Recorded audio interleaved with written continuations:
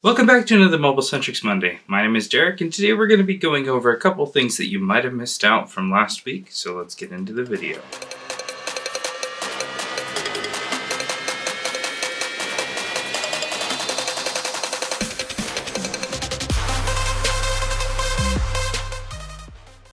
To recap last week's videos real quick, on Tuesday we reviewed Edgar iRepair's video going over how to diagnose and troubleshoot a motherboard using schematics and board view software and understanding how to diagnose different lines. So if you haven't checked out that video, take some time to watch it today. On Wednesday, you guys watched me fix a graphics card, the RTX 3090, with its 8-pin connector, showing how relatively easy it is to fix something like this. On Thursday, we learned how to use the F210 True Tone Programmer attachment for the iPhone 16 Pro and 16 Pro Max series, going through the process of updating the F210 and then finally using it to copy over and transfer the True Tone to a new display. So check out how to do that in that video. And then Friday we went step by step going over how to fix a boot loop issue, in particular on an iPhone 13 Pro